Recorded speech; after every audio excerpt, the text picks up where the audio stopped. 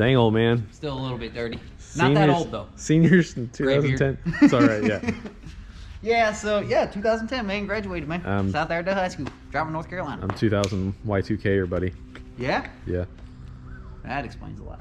So, dyno day for old Quicksilver here. We got 2 fuel pumps in that unit. And I put the low boost setting on. Got her on low boost right now. Gotcha. So George did some work on fixing the fuel system because we had a little bit of erratic problem.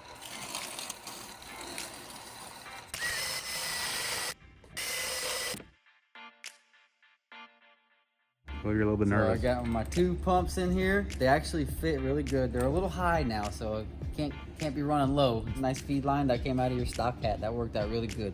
Only thing is, I don't have like a bulkhead. I got some JB weld putty up there. The wire's coming right through the metal. So it's a little sketchy, but hopefully my putty does the job. Or it shorts out, causes an explosion. I don't know. I really hope not. That would be horrible. You're gonna have all the fuel system after this. All the fuel system, if it works.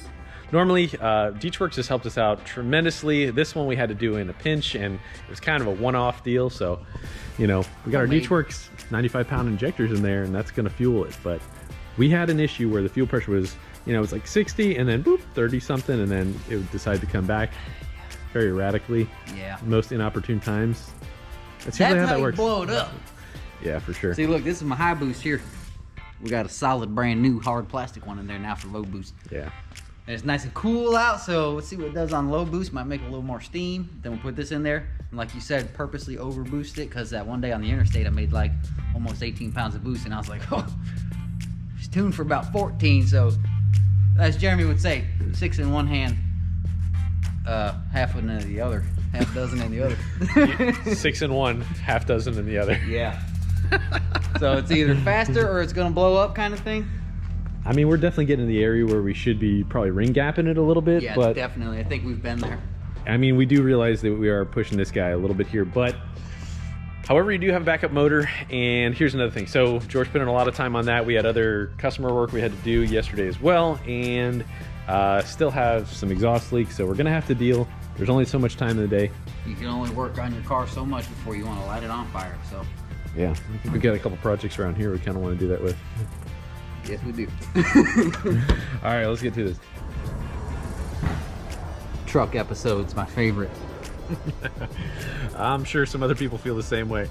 So you wanted me to check and see if there was a sensor that could determine where the coolant drop was coming from. Yeah, definitely losing some coolant. I don't think I got support for that sensor, but I'll give it a look. Well, see what's happening to all the oil too would be nice. This thing's huffing like a chimney. We got to see exactly how much it's breathing, well, blowing by really, but we'll check that out. I'm not going to be changing much timing. We've already determined where we're at and such, unless we go really high in boost, but we got to determine all that stuff. But I'm kind of excited to see what this thing's going to do. So we're starting low boost. It's probably going to be stupid rich, but you never know until you try it. So we're going to do it.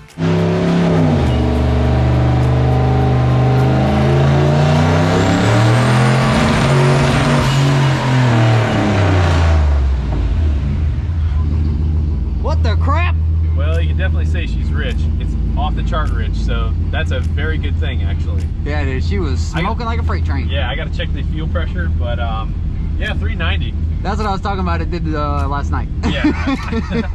Oh, dude, 90 pounds of pressure, man. That is awesome. Let's take down 10 pounds, but I'm going to take out a healthy amount of fuel here.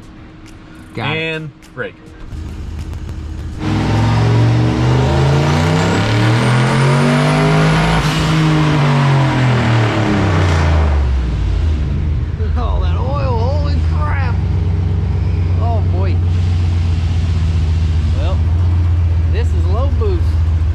Second half of the curve, it's just crazy off the chart. So we've got a lot more volume, which is great. So it probably made 13 pounds just now ish. It made 11. Okay, 11 pounds right now. So yeah, so that's pretty much where we should be with this. Still mid-10s air fuel ratio. We haven't even cracked 500. We're doing third gear pulls. It's going to show a little bit less. Once we get all that stuff dialed in, then we'll go ahead and do maybe some fourth gear pulls. If people are new to watching this, we made 623 torque, and I didn't do full pull in fourth, and we should have made about every bit of that horsepower torque, but then we put it on the street and we still made another, what, pound and a half or something like that? Yeah. It should be about 650 wheel on the street in fourth gear. We had some major deficiencies in the curve before, and now the curve is looking more linear, which means like with airflow we're getting the proportionate amount of fuel. We're not having a crazy drop off like we had before. So nice, definitely going the right direction. That's my tuner. Hey, where'd you get that hoodie at, man? Fasterproms store? Yeah, they got hats. We got they got t-shirts and lanyards. What? Stickers? And stickers, yeah. Dang, you got any more than posters? We do. We have a few left, dude. Check it out.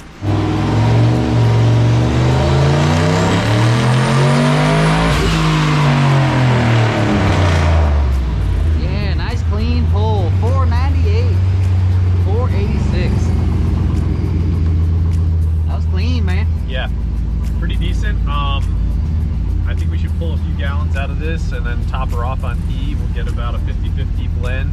And then I'll start to really pound it good with fourth gear, more boost, etc. All right, I'm gonna talk nerdy to you guys really quick here. This is some stuff that is really important if you're really down with all the tuning aspects of it. And it's not even just that, this is just engine stuff in general. So as we change our fuel system, you can see the perfect illustration of what too much fuel will do. So we were off the chart rich and we were only making 390, had no top end, 437 pound-feet of torque, just off the chart right there. Next pull, got a little bit more right there, got it up to 464 and 426 torque. We went from this curve right here to this guy, still trailing off as it was so rich, off the chart rich again there. And then we got to 483 by taking out another 15 or so percent, carried out to 486 right here. And then at the top end, last pull right there, 498 and 486. So we're still on 93, still in third gear, and this is low boost. So not bad at all for what it is. This is really mathematically what it should do given the boost of what we're seeing. And so having that air fuel on the money makes all the difference in the world. Got about 6 gallons of E in there. Let's check your content. Actually, your fuel pressure is a little lower right now, which is weird. We're on 30% E. So we'll start there. We'll have to throw some more in.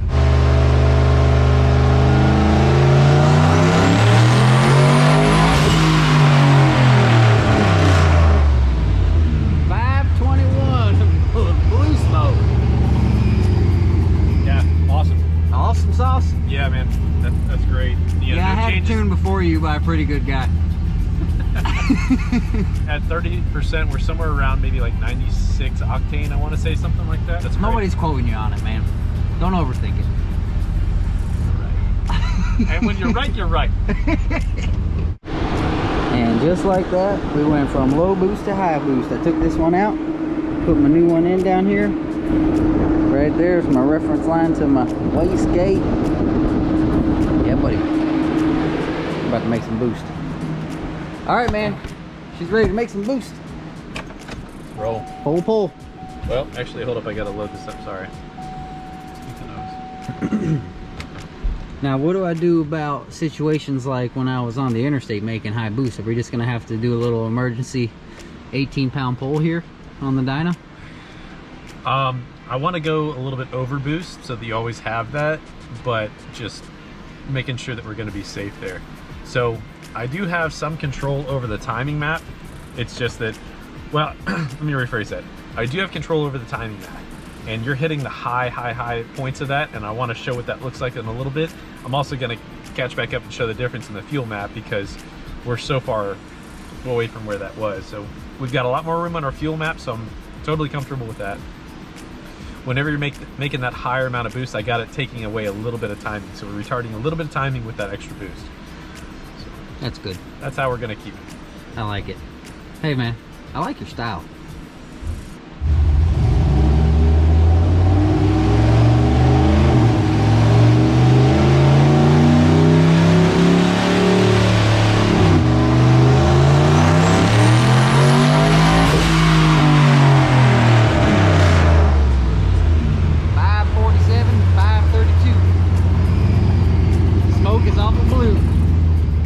How smoky was it, that pull?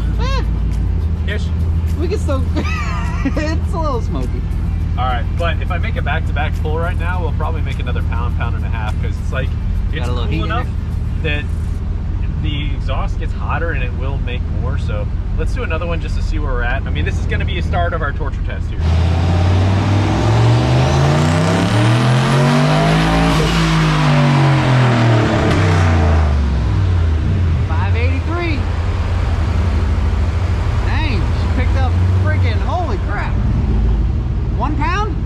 Picked up a good bit on that one.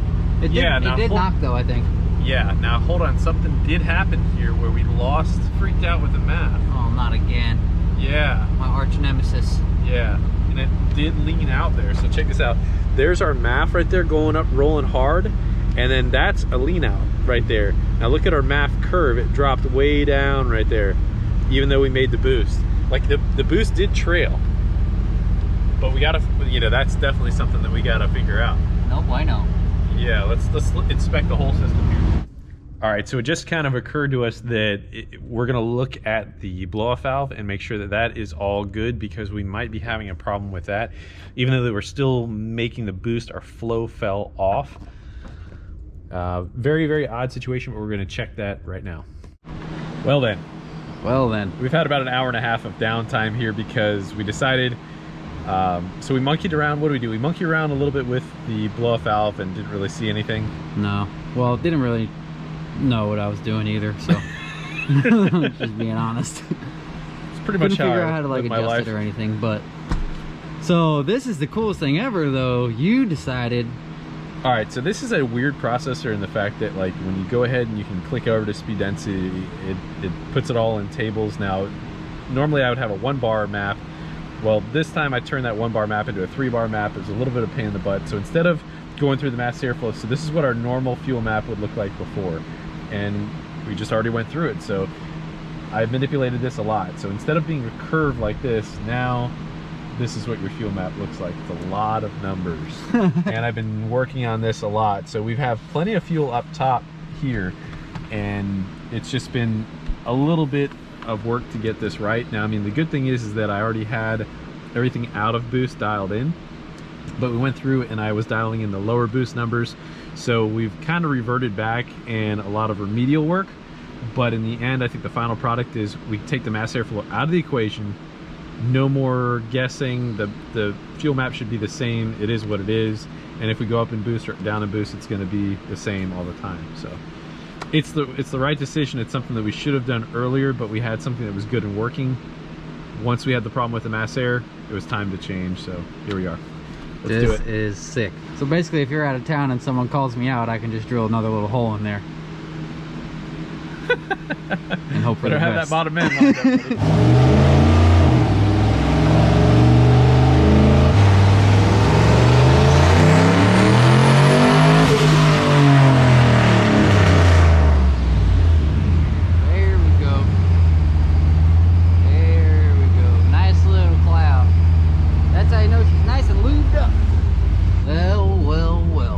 Not bad.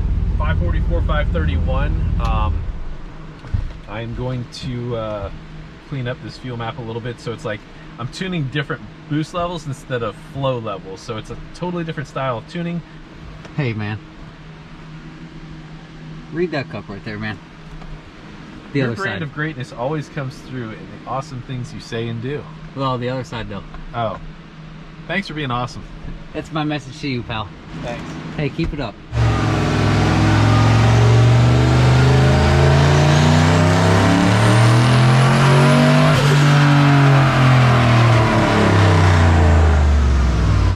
$575 with me having to pedal into it later and stuff. I mean, we just made 596 on the previous run. It was just a smidge leaner. So off camera, we had a little fuel pressure issue and stuff. So it just seemed like that wasn't tight or something, but we've got what seems to be much more consistent. Man, it's so many little things you got to stay on top of, dude. Yeah, holding 70 all the way through that pull there. So that looked great. 55% duty cycle. We got tons of room, dude. So we should make a little more boost now, something like what it would do on the street.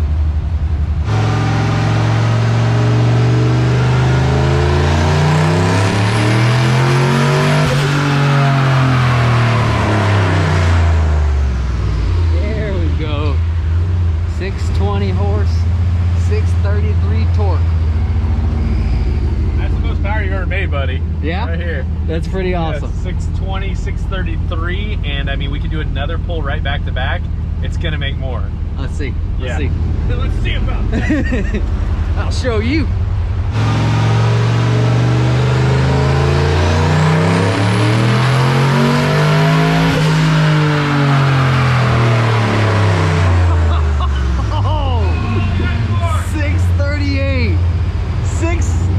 Almost 660 torque, dude. That is ripping, dude.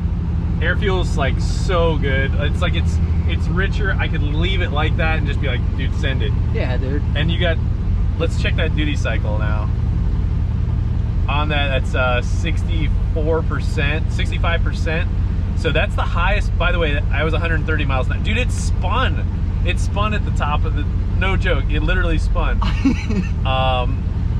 And the boost, so here's the thing, that rolled on 14.5 pounds there, and on the street, I remember it stays. So we dropped, oh my gosh, it dropped boost, whereas on the street, it won't drop. Right. So it peaked 14.7 and then trailed down to like 13 and a half or so. Yeah, I mean, you're looking at like 670 on the street, because maybe a little more.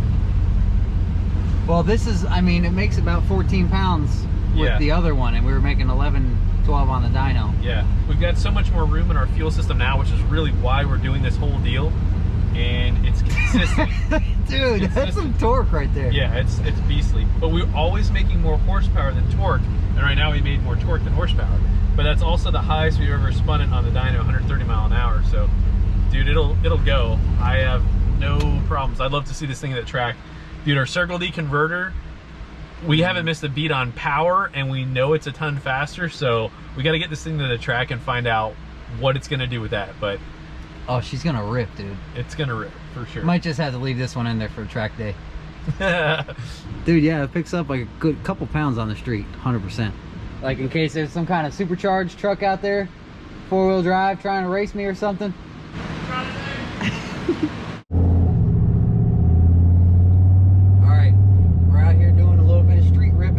Not so much tuning. We got the wideband. Ben here's got the wideband. I got my boost gauge over here, my P3 boost gauge. Let's give it a lit on. Woo! All right, 14.5. That was good. It was 11.3, so a little rich. Nice. 15 pounds of boost, stock bottom end, daily driver. That's what I'm talking about. 173,000 miles.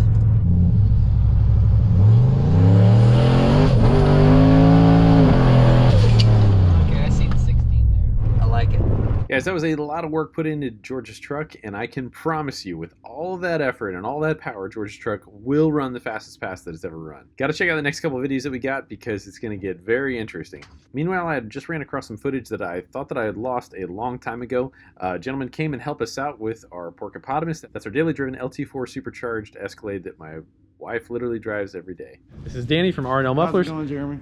Thank you so much for helping us out, man. And he banged out the exhaust in this in no time. We're sitting here working on a couple of other projects, and this guy just came in and totally did a killer job on this. I told you what I wanted to do. I was like, I don't want to be that much louder than stock or anything like that, but we do want to keep the resonator. I have experienced that before where I was like, that's a big mistake, deleting that. Yeah, big drone problem.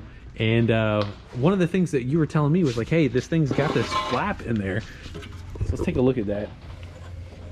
So even when that flap is wide open, it is quite a restriction of flow. And I didn't realize it was like that. I was expecting it to be just a regular butterfly. So when you do that like that, it's virtually no problem. No, and it actually down swedges in the size here. Instead of being 3.5 like it's supposed to be, it goes down to like 2 3/4. And so what you've done is you got us a MagnaFlow 3-inch, and it's 3.5. That's right. That's right. And dude, it looks so good. No more restriction here or here. Dude, it's and honestly, I don't think you were working on it for that long at all. I think it was probably like 30 minutes. Yeah, you're almost done. You got like one more weld to do, and you're one more weld there, and then we're going to address this issue here, so no more melting of the bumper. If you're doing some full throttle pulls with this thing, we were literally melted the bumper pretty darn bad. We're definitely going to have to do some replacement of that. I'd done some test runs with this thing, and it was making a funny noise. It was like under wide open throttle, and a couple of people brought it to my attention. You couldn't really hear it, and it just developed literally that day. and I think you hit the nail on the head. You're like, hey man. Flex pipe every time. Yep. So guys, it's right in there. You can see the carbon trail, and we can certainly see where it is there, as well as that guy right in there is a little bit, it's not smooth. So it's kind of one of those ribs that was all jacked up, but so that thing was kind of expanding and contracting with back pressure, basically. That and the torque of the engine pulling on it, it eventually rips them inside. Danny from R&L Mufflers in Clearwater. Dude, thank you so much, man.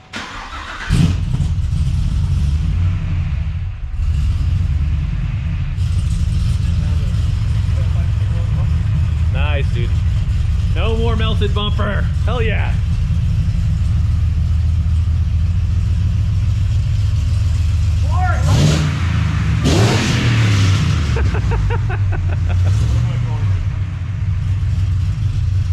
Definitely much better overall sound, man.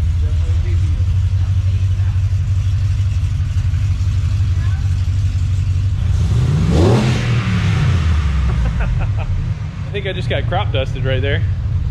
Guys, want to say thank you so very much for watching. Check out our Christmas bundle at the Fasterproms store. Wanted to leave you with a song that is One Life by Ayaterra, and that is featuring Cass Haley. It's a pretty good mellow reggae. Hope you guys enjoy. Also, don't forget the reason for the season. God bless you guys. Have a very Merry Christmas, and we'll see you next episode.